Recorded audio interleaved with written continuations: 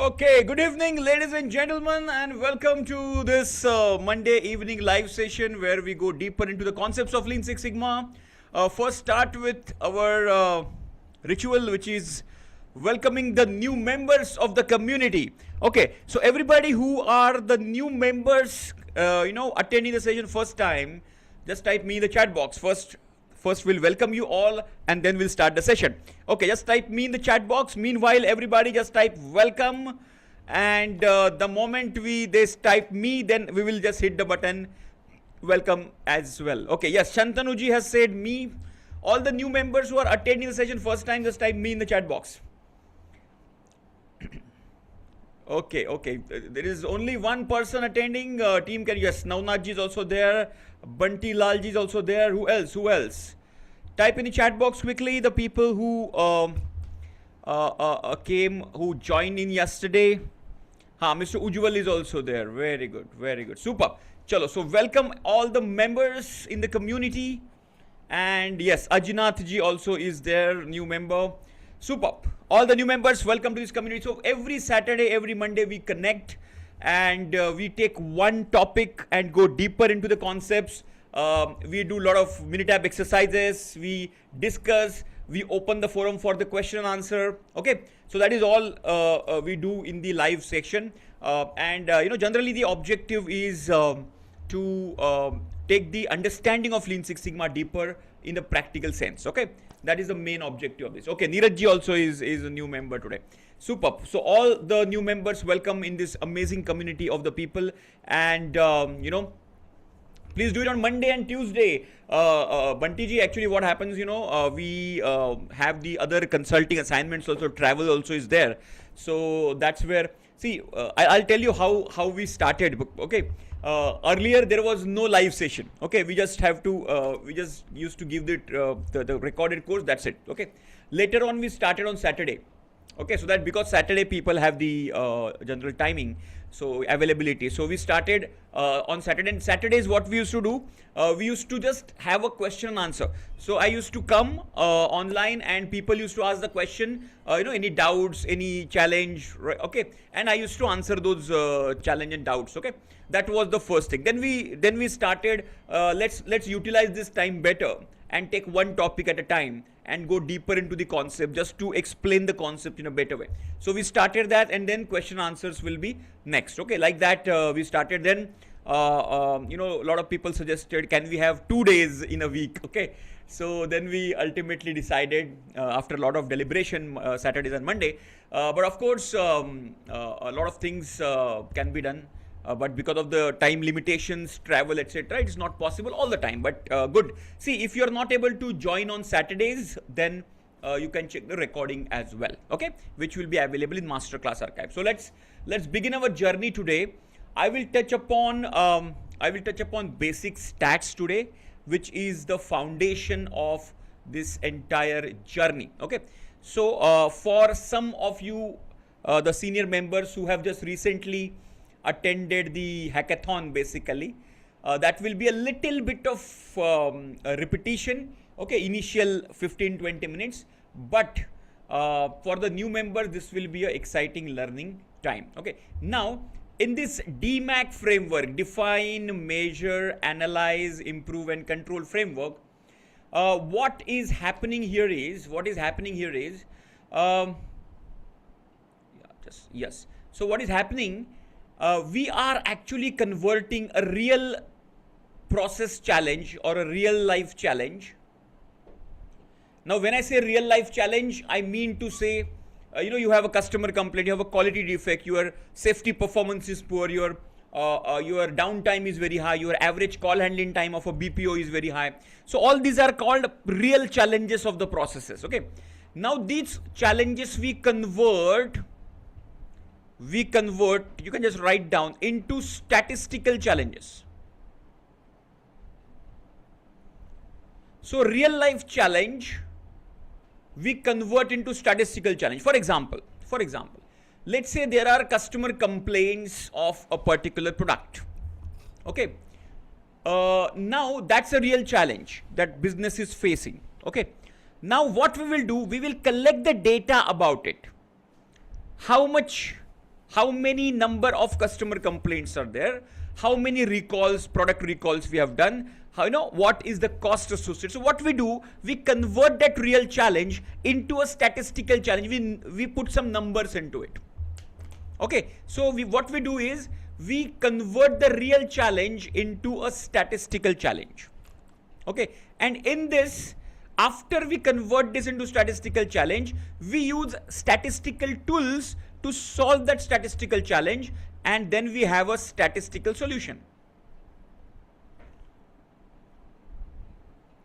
Okay, now when we have a statistical solution, we convert that statistical solution in the real life solution. So this entire DMAC framework actually revolves around real challenge converted into statistical challenge.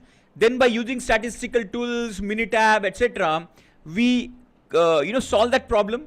Okay, and after solving the problem, we implement that real life statistical challenge into solution into real life solution, and this entire journey is what we call it as DMAC.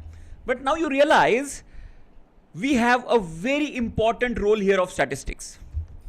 Okay, yes. So now tell me, how many of you really, to be very honest with you, how many of you really love statistics from the bottom of your heart?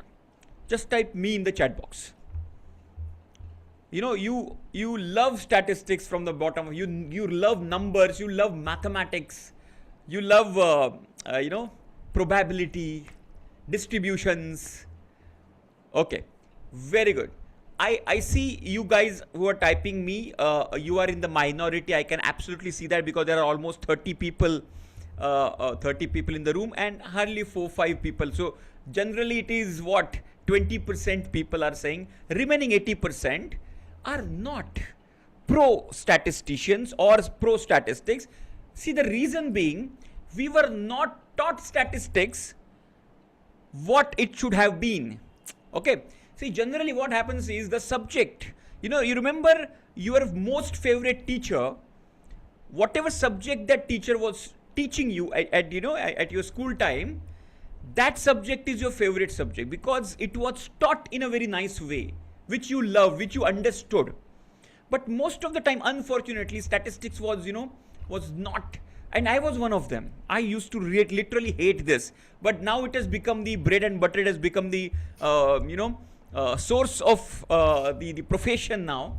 So that's why statistics becomes very, very crucial. Okay, so the statistics is a core of this entire DMAC methodology. That is what the point I'm driving, whether you like it or not. And what I'm trying here is I'm making it so simple so that anybody who does not have any inclination towards or any any exposure to the statistics, so they have forgotten during their schools and college days whatever they have learned.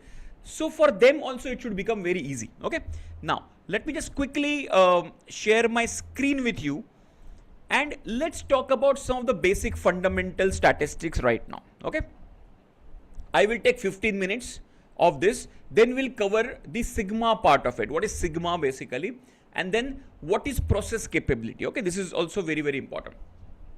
Now, when it comes to statistics, by the way, this is all is available in your curriculum, LMS system. Okay, and anyways, I will share this document again in the masterclass archive. Okay, masterclass archive. Let me just type that. This is the document for the new members. This is the folder in your LMS where you will see the recording of this. Okay, this is being recorded right now. It will be put in masterclass archive. Okay, now let's talk about statistics. Why this is very, very important. Okay, honestly, I'm liking it more after starting attending your class. Okay, thank you very much, Dalia. Very nice, superb. This is the previous day. Okay, that's interesting. Okay, now the very first rule of statistics, okay, is, now understand this. Let me ask you a difficult but honest question. At the end of the month, okay, before the salary, wala week, 1 week before the salary, lot of us are clueless where the entire salary money has gone. Just type yes if you are also one of them. Just type yes. That you are earning salary, but at the end of the month, you don't know where the salary has gone. Yes or no? Yes? Right? The people who are not saying yes, okay, they also know what is the reality. Okay? And I am also not, outside of this population. I am also one of them. The reason is because we are not aware where the money is going, because we are not measuring, we are not tracking our expenses. So the first rule of the improvement is you can't improve which you do not measure, which you do not track. Write this down. This is a golden rule. If you want to improve any process, start measurement system of the process. Very important. Start tracking. What is input, what is output, what is process, all the parameters. Start tracking everything. If you want to have a control on your expenses, just start tracking your expenses, daily expenses. There are free apps available. If you Google about it, you will find out free apps available. They will track your expenses for 3 months. Later on, they will suggest you where you should invest for your better future. Okay, so those kinds of apps are absolutely available. You can check that. Okay. Now the point is that which I'm driving. If you cannot measure it, you cannot improve it. Very simple. Now, if you want to reduce your weight, start measuring your weight regularly. If you want to control your cholesterol level, start measuring your cholesterol levels. If you want to, put your blood pressure, blood pressure into what you can say in the control zone, start measuring it.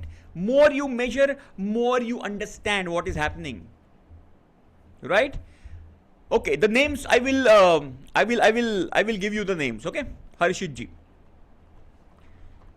एक Japanese technique called Kakibo. Okay, that is one technique which I remember, which they track each and every expense of their daily expenses. The Japanese people are very, what I can say, tracking data centric people. So they track each and every penny they are spending, and they call it as Kakibo. Anyway, a message in the community. It's there in the community. It was there in the community tab. You will find out. No. Today's message. Now, a lot of times what is happening is the emails are going into the spam and the promotion folder. Okay. So because we have thousands of people, so one message goes into thousands. So a lot of servers understand our message as a spam message. So that's what it lands in the. So even we send the messages as well. Okay. Message received, right? At least one. So you have WhatsApp, we have community, and we have the email. So either of this we get, so you can come in. Okay. Anyway, coming back to the next one. So what data we should track basically? In the process, we should track your input data, process data, and output data. All the data you should track. All right. Now everybody has a process, right? Every organization is made up of set of processes. No. You have finance processes, HR processes, production processes, BPO processes, you have administration processes, you have supply chain processes. So you have processes everywhere. Now, every process has this structure: input, process, and output. There is some input which goes in, there is a process which is happening, there is output which comes out. Okay. Now, this is a simple example of making a cup of tea. Okay. What will be the input measure, which is nothing but your quantity of water, then your milk quantity, your tea powder quantity and quality, and sugar as well. Then what are the process measures? You have temperature, how much time are you boiling that entire liquid, and how much time are you stirring this entire liquid. So all these are the measures. More you measure, a lot of things you can do later. In this course, we are going to learn hypothesis testing. In the hypothesis testing, there are so many ways. Here we are going to learn histogram, Pareto analysis.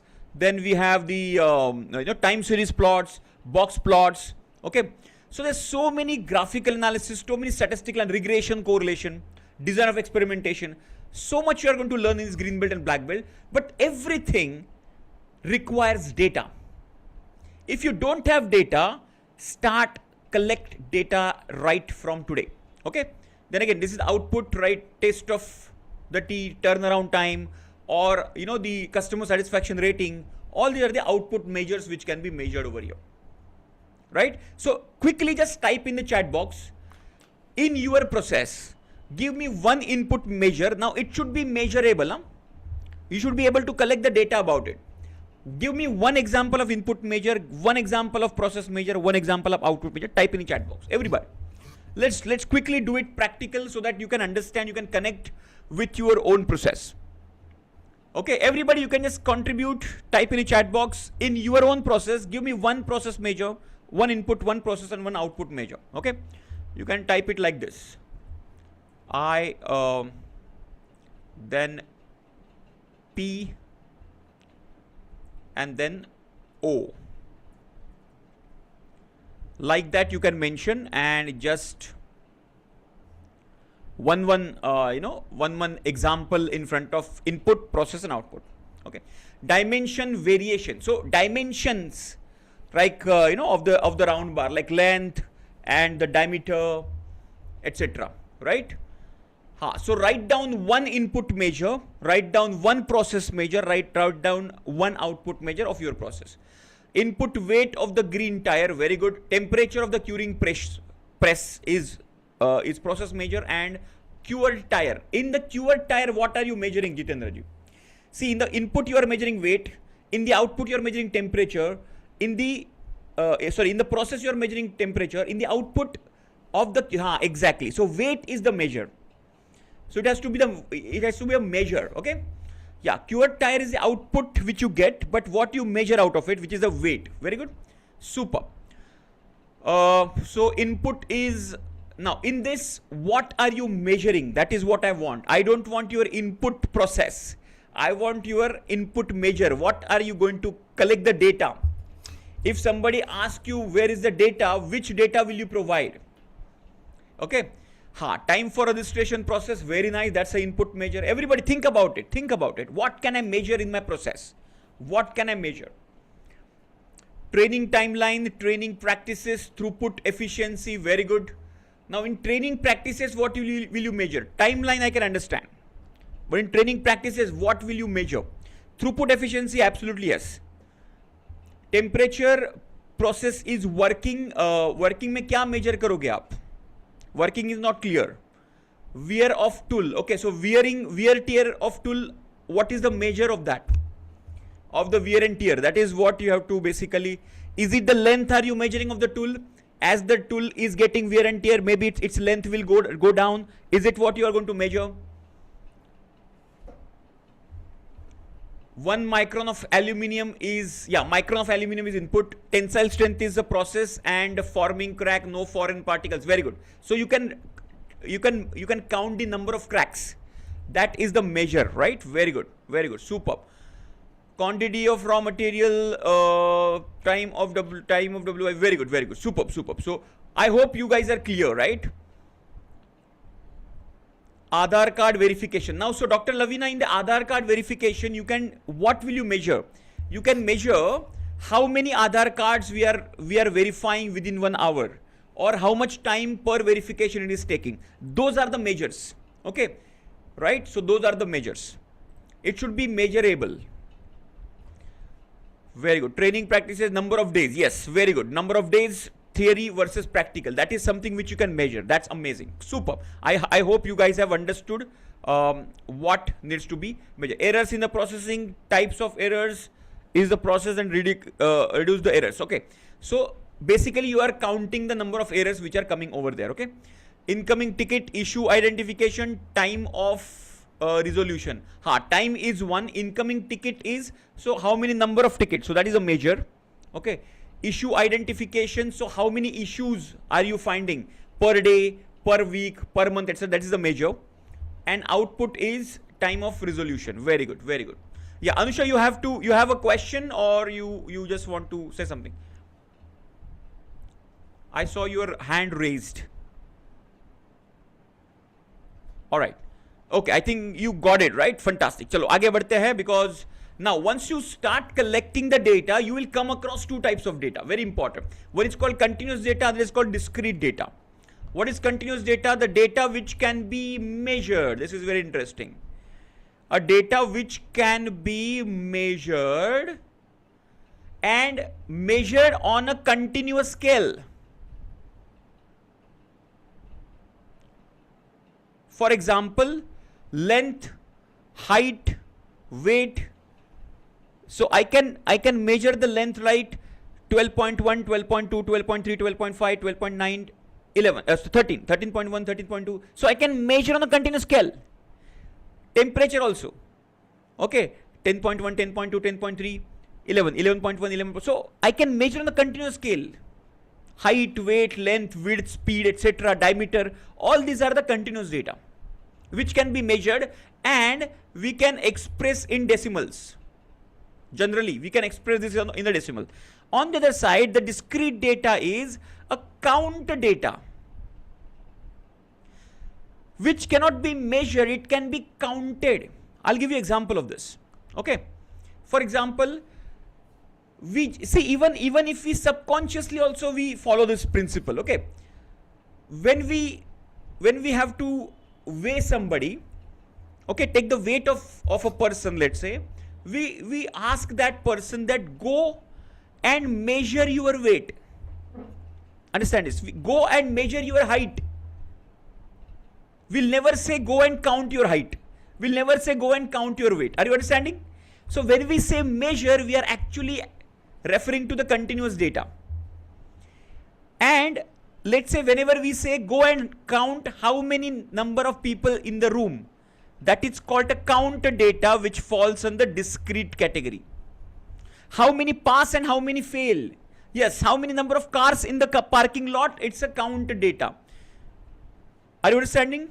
How many defective? How many products produced? How many defective products? It's a count data which is discrete data. So discrete data is how often, how many, male, female, accept, reject, pass, fail. All these are discrete data, and it is not on a continuous scale. And generally, it is not expressed in a decimal manner.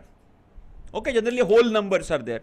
10 failed, 20 people failed, or 15 people in the room, etc., etc. It's called discrete data. Okay. Now let's give me one continuous and one discrete example of your process. Chalo, fatapat in the type in the chat box.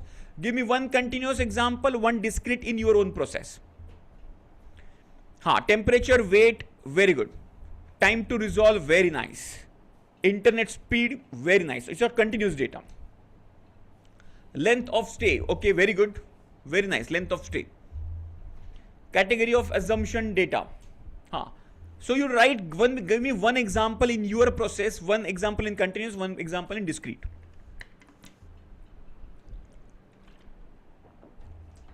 Defective tires, it is discrete data, very good.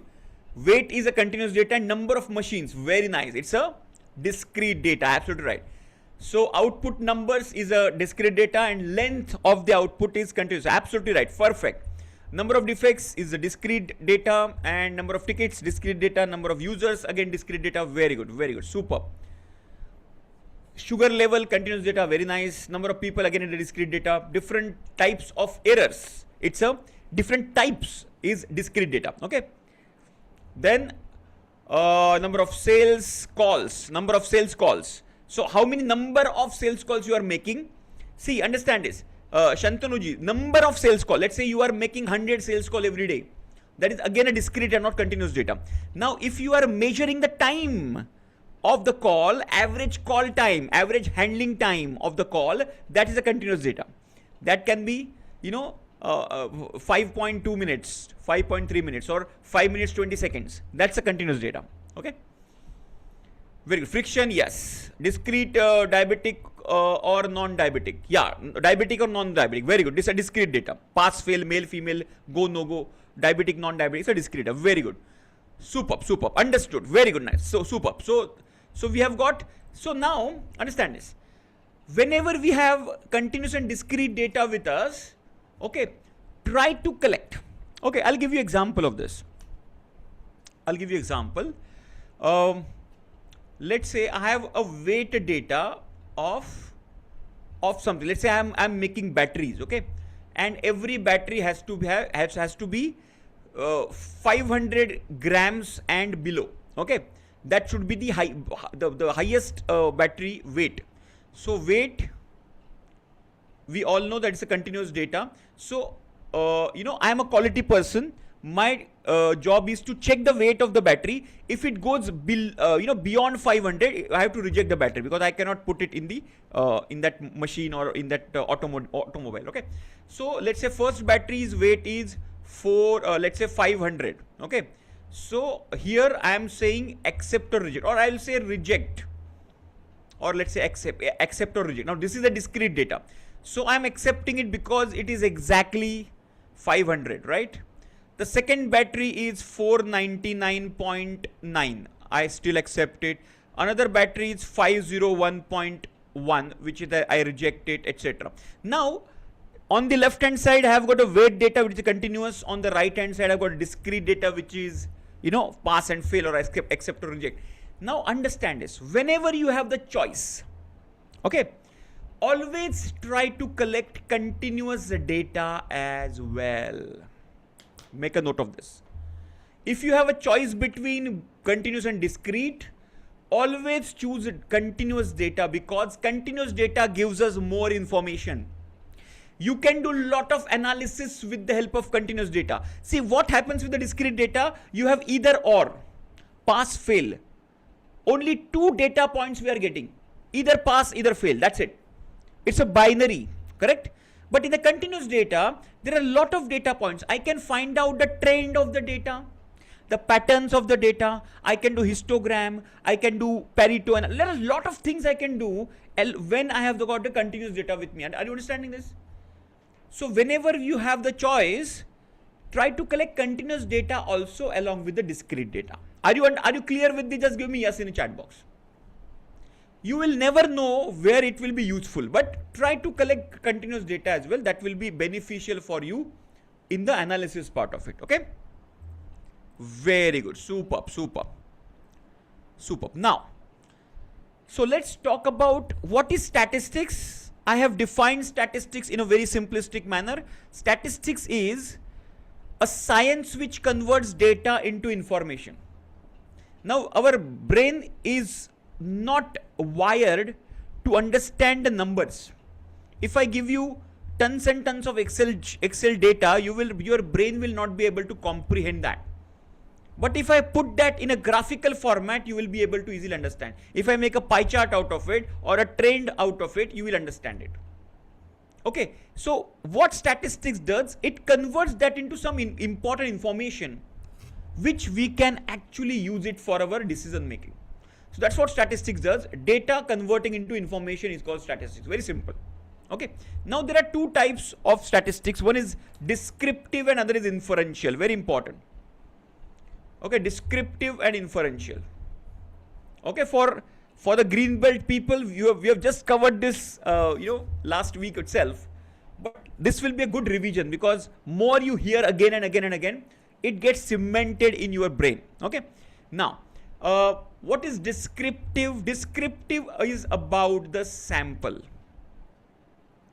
and inferential is about the population. Now, yesterday only our Indian cricket team won the World Cup, T20 Cricket World Cup. Okay, consecutively second time. Last time also we won, beating South Africa. This time we won, beating New Zealand. Now, because the cricket, there is high fever of cricket right now in the country, and we have IPL also coming up. Now, everybody has seen the T20 World Cup, T20 matches. Now, in this, we see the score, let's say 5 overs. The match is on, and in the 5 overs, we have got 40 runs and 1 wicket, let's say. This is a score. Okay. This is called as a descriptive statistics. This is about sample. Everybody knows about sample and population. Just give me yes in the chat box. Population meaning the entire data set. Sample is a subset of the data. Clear? Let's say right now there are 40 people, 50 people sitting in the room. Now we have 10,000 students of SNG, out of which only 50 sitting. So 10,000 is the population and 50 is the sample of it. Representative people. Are you clear with this? Yes? So here 20 over is a population and 5 over is a sample of this. Now from this sample we infer something called projected score. Yes, everybody knows this. During the match itself, they give us the projection that if this continues, this team will reach to this level. Correct? The moment yesterday, if you remember yesterday's match, the moment the Abhisheks and Sanju Samsons, their partnership started blasting. So the projected score at one point in time reached to 300 runs. Are you understanding? Okay, when they made around 98 runs in 7-8 overs only. So they were predicting about 300 runs because we had a lot of big hitters in our batting lineup, right? So understand this. So projected score is nothing but the prediction about the population, and that is called inferential statistics. Are you clear? So descriptive is about sample, inferential is about probability of the population behavior. Just give me yes if you have understood the basic of it. Clear? So in the inferential statistics, okay, so there are so many terms in Six Sigma. How much time to learn perfectly? Okay, so for learning, it will take 60 days is good enough for you. For completing green belt and black belt, you will learn good enough. But learning perfectly, it requires repetition of this. Okay, Vivek ji? Okay, so your question is not only how much time I will take to learn. Learning will take a couple of months. That's good enough. But to master this, it will require a practice and repetition. Okay. Now, super, very good. So what is descriptive? That's what Bunty ji. What is descriptive is? It is a description of the sample. Let's say another example. When we are not well, the doctor asks us to do the blood check, right? Now, in our entire body, we have 5 to 6 liters of blood. Human body contains 5 or an average 5 to 6 liters of blood. But this is the population. Okay. Now, from that, when we go to that pathologist to give the to give this blood sample, they do not take out the 5 liter blood, right? They take only simple 20 ml or 10 ml blood, and then they check what has happened, what are the infections, they check all the WBC count, RBC count, etc. So this, when we get the blood report of 20 ml or 10 ml blood, that is a descriptive statistics. All the statistical numbers we see, it is descriptive statistics. It's a description about that sample. Okay, so 5 overs, 40 runs, 1 wicket. It's a description about that 5 overs sample. And projected score is what will happen in the future, what will happen in the 20 over. That's an inference about the population. Okay, so from this blood report, doctor checks that, okay, so 20 ml mein itna infection hai, so obviously it would have spreaded across the entire 5 to 6 liter blood, and then accordingly the medication is prescribed. Okay, that's how the process happens. Yeah, learning is a lifetime process. Learn more and more. Last few months, fantastic, absolutely right, and you have been very consistent. I'm really appreciating SPC, but now no remember. Okay, exactly, 94, Navnath ji, is a very big time has passed now, almost 32 years. Okay, it's a big number. See, people forget in 3 days. So 32 years is a big number. Anyways, we can start anytime. Okay. Anyway, coming back to, so clear descriptive inferential. So in inferential we have correlation, regression, hypothesis, confidence interval, capability analysis, DOE, etc. All these tools we will learn one by one subsequently. But let's talk about descriptive statistics. We'll learn sigma today. What is sigma? What is Six Sigma? When we call Six Sigma, what does it mean? That's what we are going to learn today. So let's decode descriptive again. When I say descriptive, okay, there are again two parts. One is central tendency, and other is dispersion. Let's draw this bell-shaped distribution curve. Okay. Now, you have seen me drawing these bell-shaped distribution curves every, even in yellow belt also I teach this. Okay, this is called normal distribution or bell-shaped distribution curve. Now, in this, there is something called a center. Okay. So this center is measured, this is called central tendency. This center, where is the data center? For example, if we ask everybody to put their what you can say, put their height in the centimeter. Okay, can you just put your height in the centimeter quickly? Height in a centimeter. Everybody has put your height in the centimeter chat. Chalo, let's put it 167. Okay, 158. All right. Pull out your calculator. 178. All right. Very good. I'm just randomly writing 163, 180. Okay, there is somebody who's 164 as well. Very good. Okay, chalo, let's take these numbers. Okay. Okay, now can you just calculate the average of this? Take the average quickly.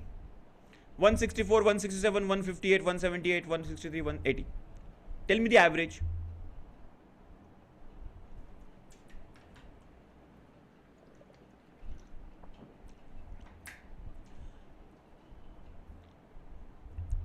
Is it average 172 or is it your height, Bunty ji?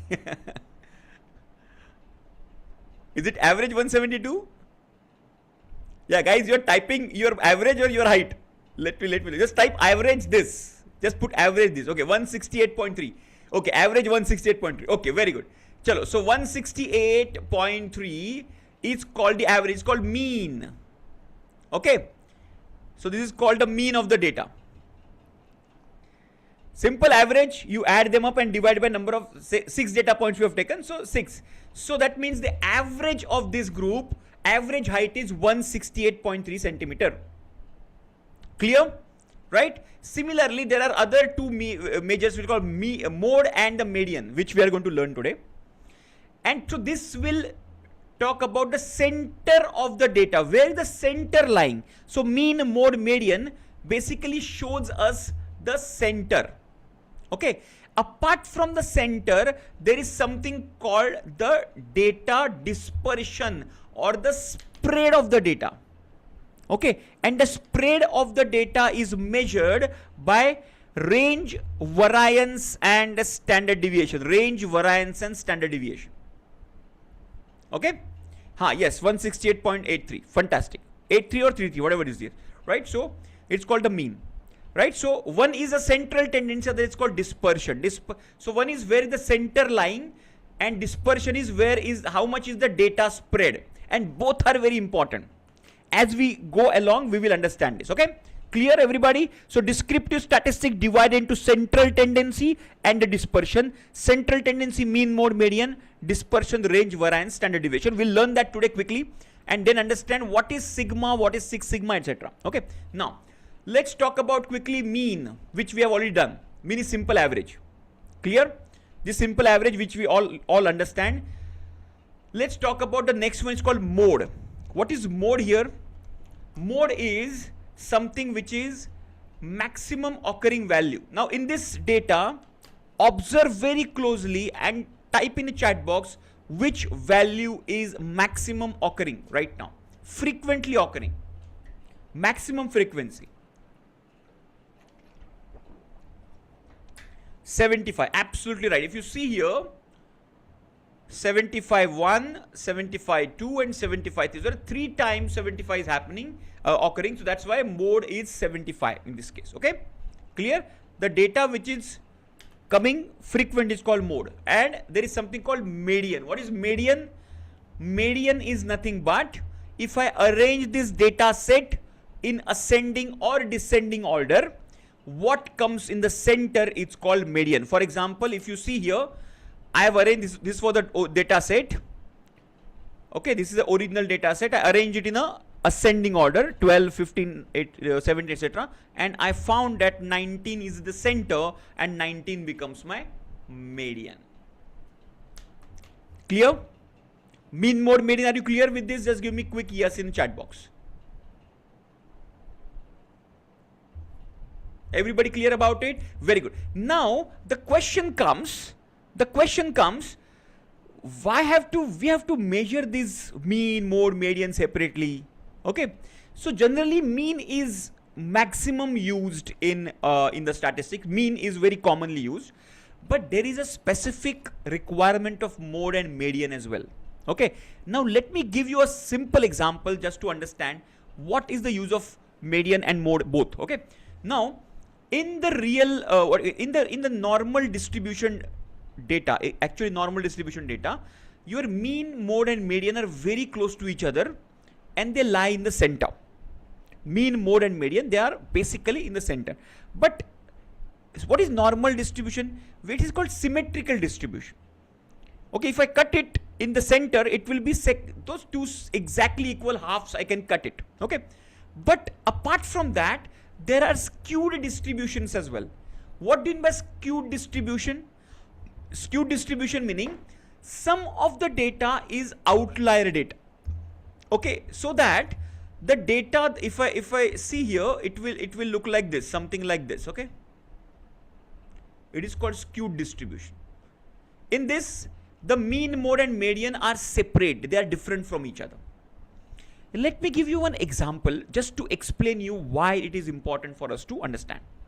Okay, imagine let's say in the canteen.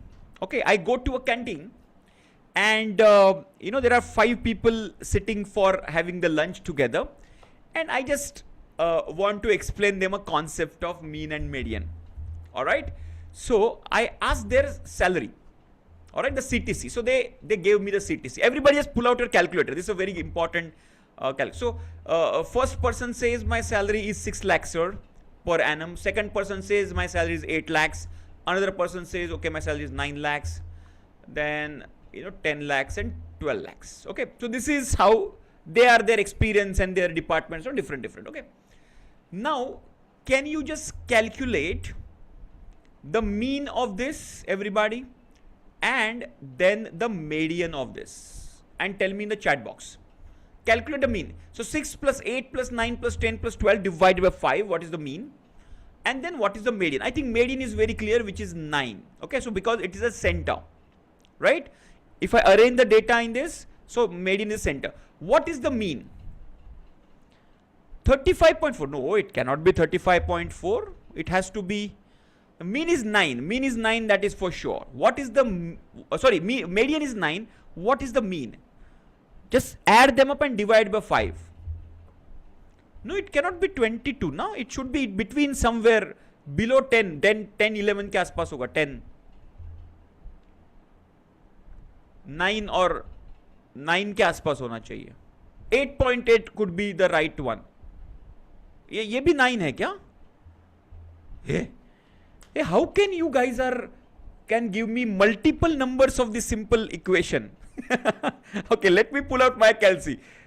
Okay, just hold on guys. Okay, everybody calculate with me. 6 plus 8 plus 9 plus 10 plus 12. It is 45 divided by 9. Wow, that is 5.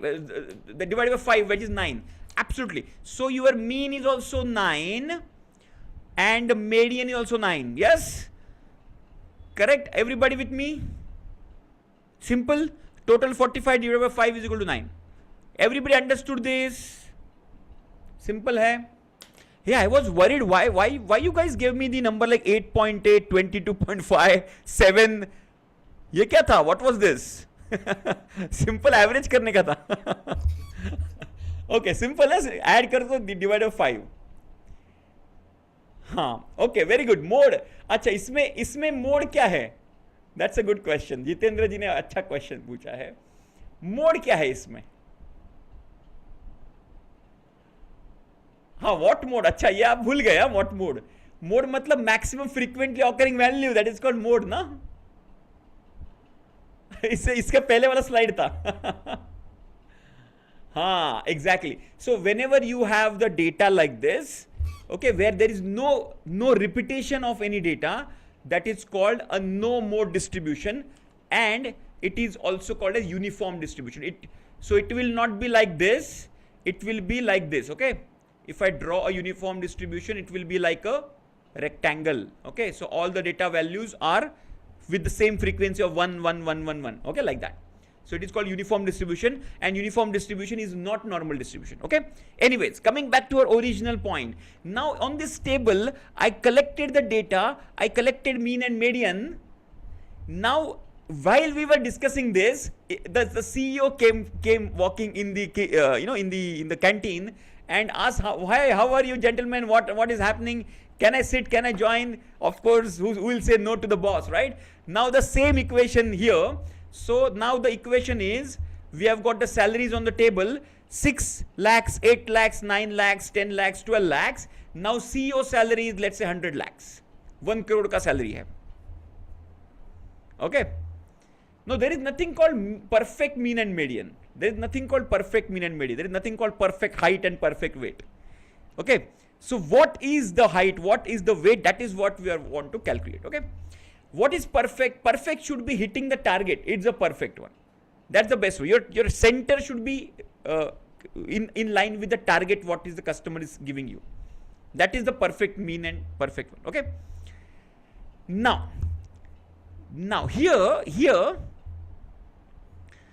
that is what the point we are. That is what the point we are actually discussing. Now you calculate mean and median. Everybody calculate mean and median in this case. Calculate the mean quickly.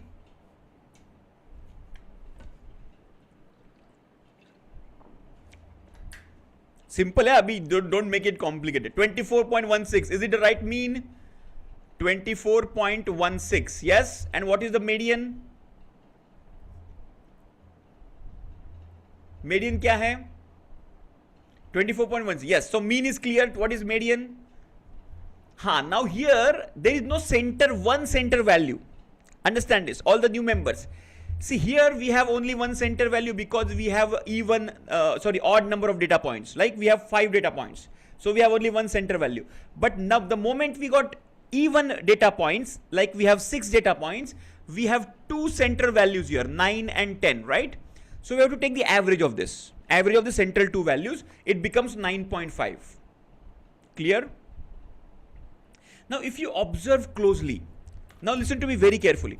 The moment I add one outlier here, because CEO salary was too high for this bunch, this average was 9. So, okay, so 9 lakh was the average salary of these employees. But the moment CEO salary is added, the average becomes 24. Now understand this, understand the dynamic. Can I say this company average salary is 24.16 lakh rupees? Understand this. See, just focus here. Forget about all the questions. Just focus on my point here. You are missing a very important point. Can I say the average of this company is 24.16 lakhs per annum salary? Average salary of this company? No, because the outlier is added. The data is skewed data. Are you understanding? So the first data will be like this, and the mean mode median will be in the center 9. The second data is something like this, okay, where this is the extreme value here. 100 wala value will come here, and majority of them will come here, right? Are you understanding? So understand this. When do we use median? So median is a value which does not impact very heavily.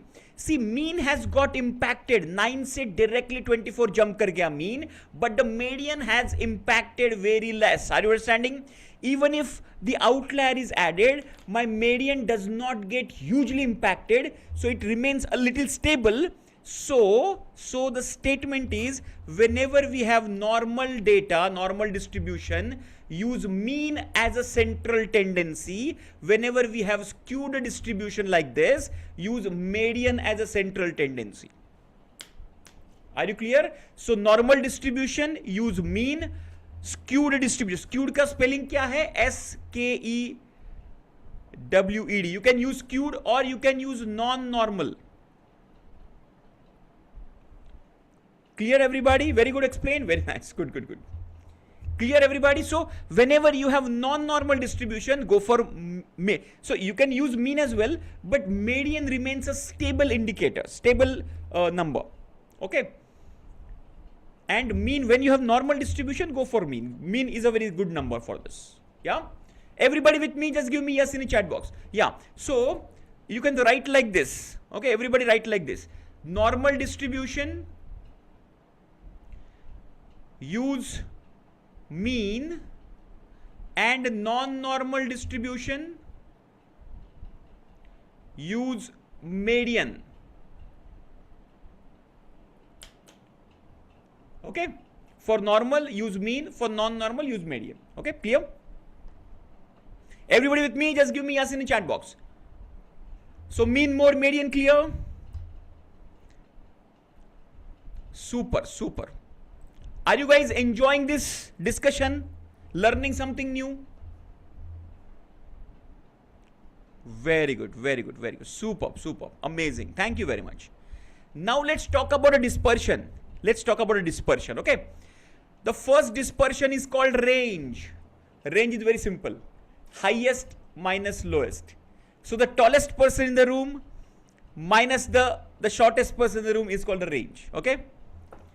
When do we use, so mode also will check over there itself, okay? Mode is the highest frequency. So when we see this now, what you can say, when we say the normal distribution like this is the highest frequency and this is called a mode.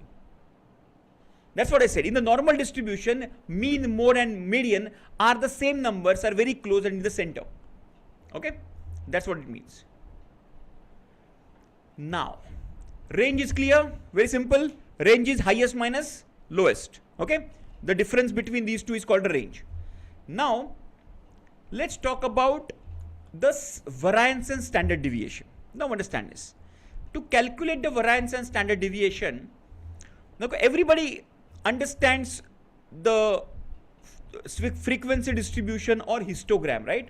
So histogram is, we just plot the frequency of each and every value. For example, let's say, if I want to plot your office arrival time, if you remember, I give this example in every yellow belt session as well. Generally, I give this, okay? Let's say this is 9 o'clock, then 9:10, and then 9:20, then 8:50, okay? Then 8:40, okay? This is the time scale.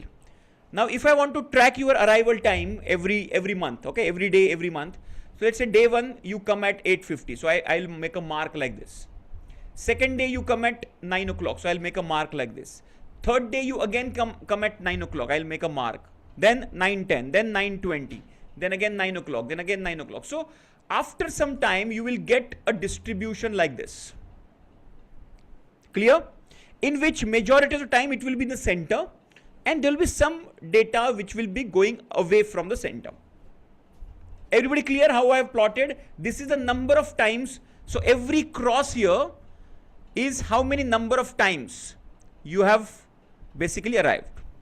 Clear, everybody? Just give me yes in the chat. It's a frequency. Just give me quick yes in the chat box so that I can go ahead. Clear? Now look at this. So they have plotted like this. So to calculate this standard deviation and variance both, basically what they do, first they collect the data and first they calculate the mean. Okay. First they calculate the mean, the central value. So let's say this is the mean. Mean is basically denoted by X bar. Okay.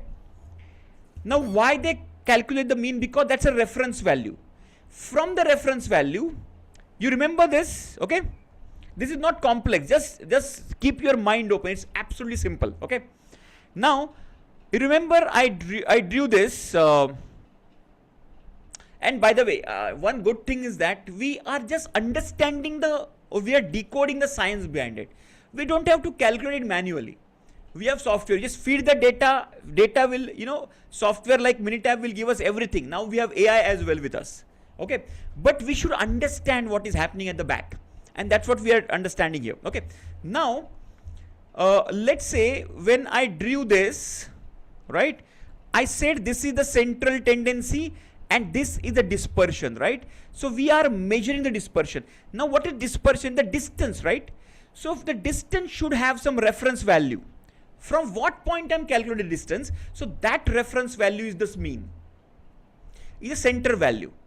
So first we'll collect the central value. We calculate as mean. and from that value, what is the distance of each and every data point? We'll calculate, okay? For example, let's take this data point. The distance from the mean is D1, distance 1, okay? Let's take this data point. Distance from this data point is D2. Then this data point, distance is D3 and D4 and so on and so forth. So each and every data point will calculate a distance. Everybody with me? So D1, D2, D3, D4, D5, we will calculate for every data point from the mean. Clear? Just give me yes in the chat box. Okay? Yes? What is the distance? Now distance meaning, like when we have 8:50 to 9 o'clock, so distance is 10 minutes. 8:40 to 9 o'clock, the distance is 20 minutes. Are you understanding? Yes? But now, understand this. On this side, the distance is negative distance. On this side, the distance is positive distance, right? Because on this side, the distance is more than the mean. On this side, the distance is lower than the mean, correct?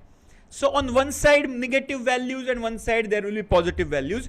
If I want to check the average distance, the positive and negative will clash with each other, and I will not get the exact value. So what these statisticians have done, instead of taking the distance directly, they have taken the average of the squared values. What is squared value? Instead of D1, they have taken D1 square. You can see here. Instead of D2, they have taken D2 square. The reason is the squared value is always a positive value. So minus 2 ka square is also 4, not minus 4. Okay, and that is the reason they have taken the squared values of each and every distance, and then they have taken the average, and that average is called as variance or sigma square. It's simple. It's a distance, average distance we are calculating. Standard deviation is average distance from the mean. That's it. So just to negate this minus and plus values, they have just squared that, and because they have taken square, they have taken the square root of that. This is the square root of that value, and that is nothing but standard deviation sigma. So what is sigma? Square root of D1 square plus D2 square plus D3 square up to Dn square, which is the total number of values, divided by n. N is equal to number of data points here. Okay, how many number of data points you have, that is called n. Okay, so whether n count includes the value in mean? Yes. So if you are calculating for the population, yes, you calculate for n meaning all the data points you have. Clear everybody? Just give me yes in the chat box. Super clear hai, very simple. This is called standard deviation calculation. So just to make it simple, it is average distance from the mean. Simple.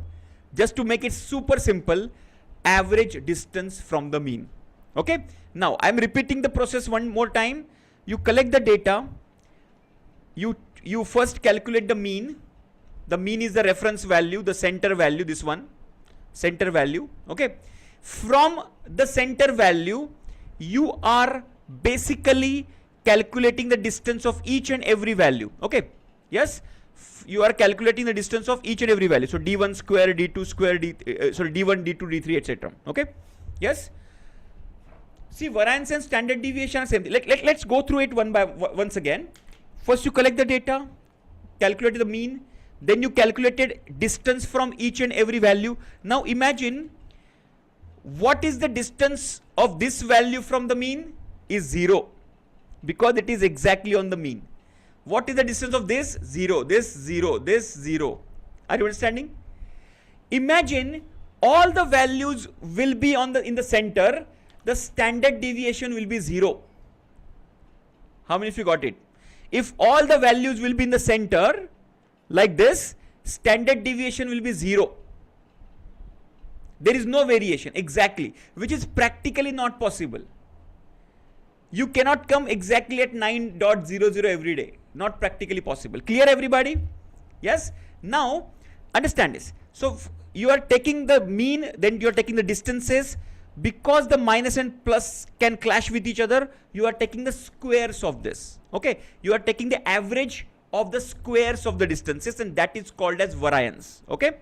So here is the variance. You can see this equation, d1 square plus d2 square plus d3 square. And because you have taken the squares, you have to take the square root of it, and that is called a standard deviation. Okay. In the simple term, standard deviation is the average distance from the center value, which is the mean value.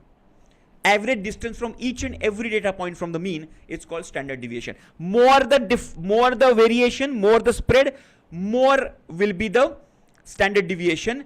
Less will be the spread, less will be the standard deviation. What is the difference? Variance is the square value. So variance is standard deviation ka square, and standard deviation is variance ka square root. That's it. Both are actually the same. Only the square ka difference. One is square and other is square root. That's it. Clear everybody? Just give me yes in the chat box. Where have you observed CV? CV कहाँ पे है? CV क्या है? What is CV? You wrote something CV. What is that? Where have you seen CV? Are you clear, guys? Okay, let's move ahead. Now let's look at this. Let's look at this. Okay. Control chart कोई feature, अरे वो बाद में देखेंगे. अभी let's not get confuse. Control chart में नहीं जाएंगे अभी. ओके. कोएफिशिएंट ऑफ वेरिएंस में अभी नहीं जाएंगे. Let's focus here. Standard deviation पे फोकस करो. Okay. Now let's look at this three data points. Okay. n is equal to number of data points in this. X bar is the mean. Let's say this is the X bar in the center, and S is the standard deviation, which is 1.75. Okay. So this is 1. This is 2. 2 meaning in this second, understand this, the spread is reduced, the standard deviation has reduced. In the third data set, the spread is reduced further, the standard deviation you can see has reduced further. Are you understanding? So less the spread, less will be the standard deviation. More the spread, more will be the standard deviation. Are you clear with this? Just give me yes in the chat box. Clear? Now that's what in Six Sigma. What is the objective of Six Sigma? If I put the specification limit, let's say this is the lower specification and upper specification limit. Okay, this is all defect. Can you see here? Everything going above and below is called defect. Okay, so we have to bring the process in the center so that everything will fall in the within the specification limit like this. And there will be less defects outside, and we will save money and will be more profitable. Simple. Clear? So our main objective is to reduce the variation and reduce the defects and rejection. Clear? And that's what we are measuring, standard deviation. So what are we measuring? Standard deviation. Reduce the standard deviation, reduce the variation. That's it. And how we are doing it? Through the DMAC principles. Define, measure, analyze, improve, and control. We are doing this to reduce the variation, and by doing that, we are reducing the rejection and defect. Okay, now here we go. So right now, so ये हो गया यहाँ तक. Let me give you one example. Okay, just try to understand this example. Okay, if you can understand this example, you can understand Six Sigma today itself. Okay, 90% of the Six Sigma you can understand today itself. Okay, I will take another 5 minutes. Is it okay if I take 5 minutes more to explain you Six Sigma? Very good, very good. Thank you very much for the confirmation. Okay, super. I think okay, so oops, नहीं कुछ तो गड़बड़ हो गया है. Okay, yes, कुछ तो गड़बड़ हुआ है. Just give me a second. Okay, हाँ. Now imagine say 50 minutes. Okay, so let's imagine there is a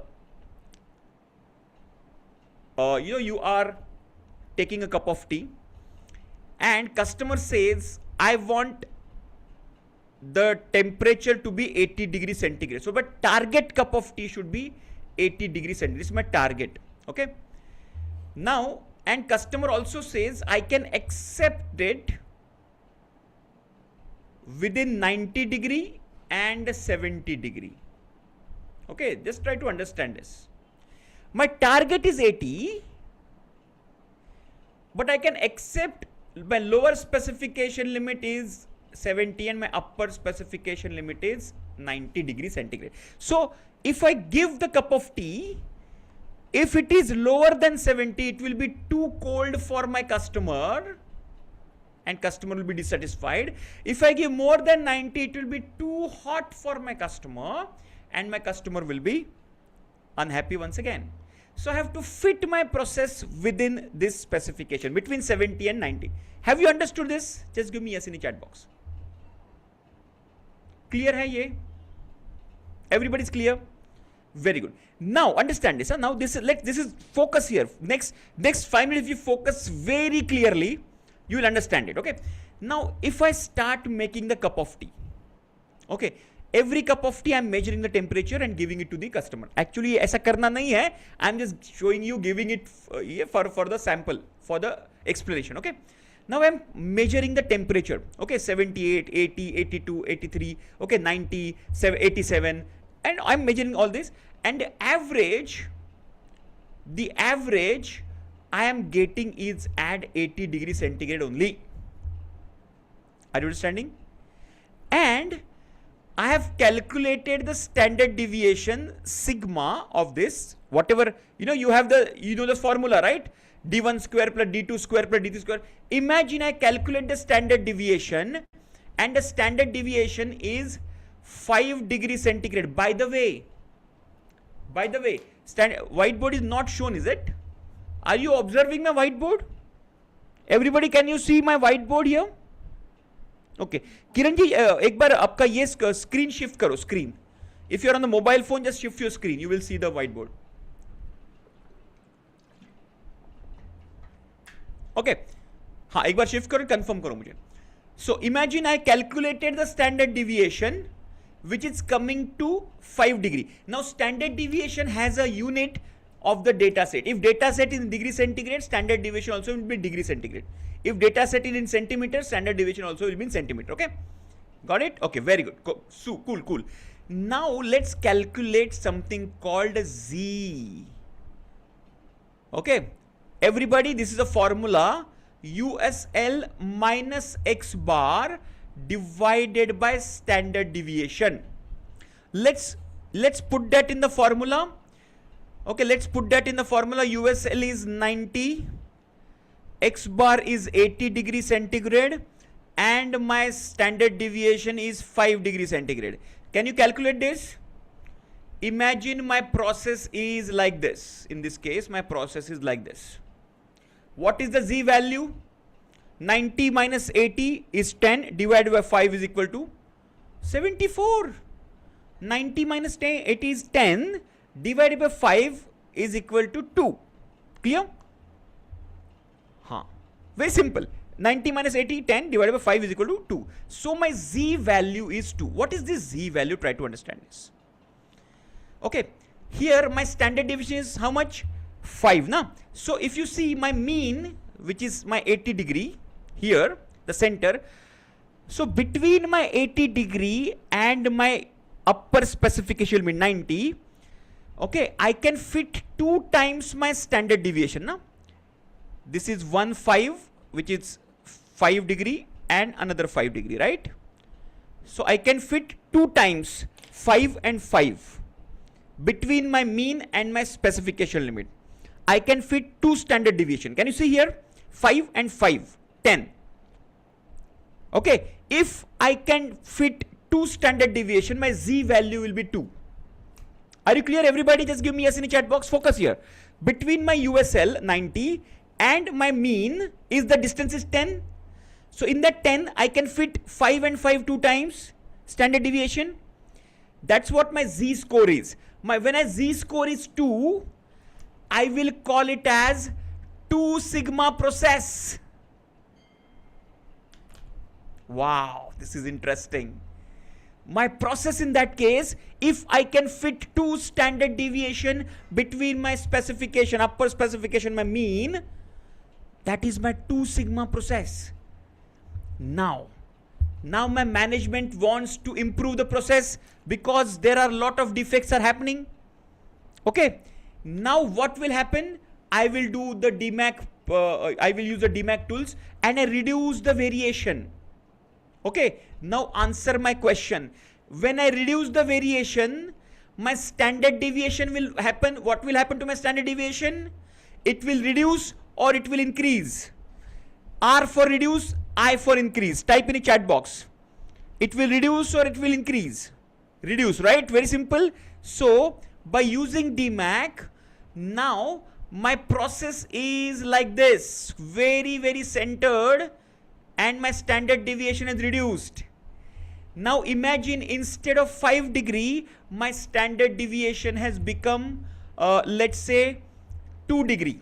Z-score, yes, listen to this, let's understand this. Okay, instead of 5 degree, now I have reduced my standard deviation to 2 degrees. Okay, now calculate my Z-score once again.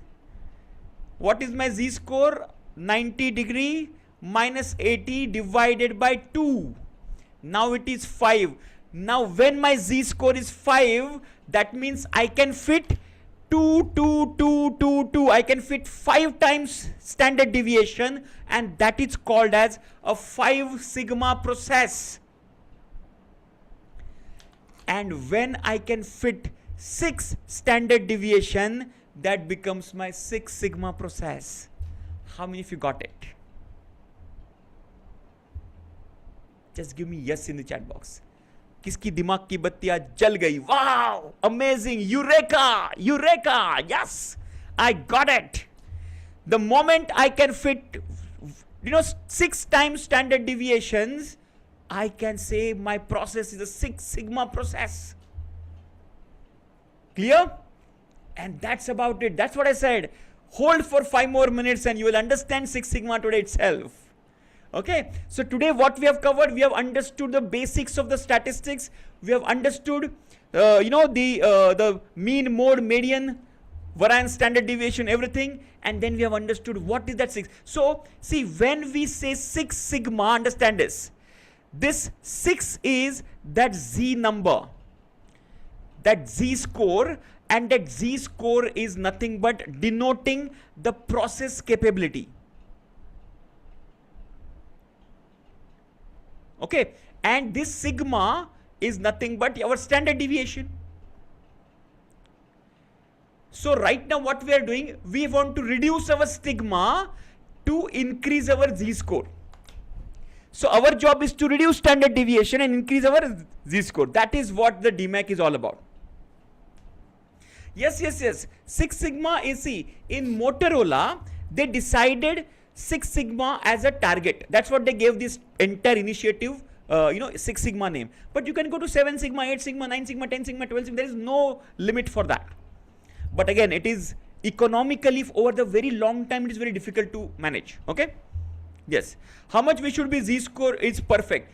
Perfect is the 6 sigma is better for us. Okay. But in the reality, you will see majority of the processes around 3 sigma, maximum will be 4 sigma, etc. Okay. So anything above 4 sigma as of now is a good process. We can say a good process if it is above 4 sigma level. Clear? We can say a good process. It's not a best process. Okay. Yes, NASA has reached. In some processes, absolutely, in some processes, they have reached to this sigma. And see, sigma is process to process, no? You have to calculate, right? So sigma can, for one product it could be different, for another product it could be different. In the aviation sector, maybe takeoff and landing, you can have a good process. Okay, the maintenance, you can have a good process sigma, but baggage handling process, it can be a poor sigma process. Okay, so it depends on which process we are talking about. Clear? So I think that's it. So it is already 8:45. I don't want to stretch it further. So thank you very much for joining, and keep joining the live session. And I hope you have enjoyed it. All the people, all the new members, okay, you will get it in the masterclass archive, and just save this number. Okay, 95248. Yes, just a second before I close this. Okay, just save this number as a mentor's number. Any question, any doubt you have, please send the message on this number and we will be there to support you. Okay, save this number on your this one and mobile phone as a SNG mentors number. Okay, yeah, thank you very much. Keep learning, keep growing. This is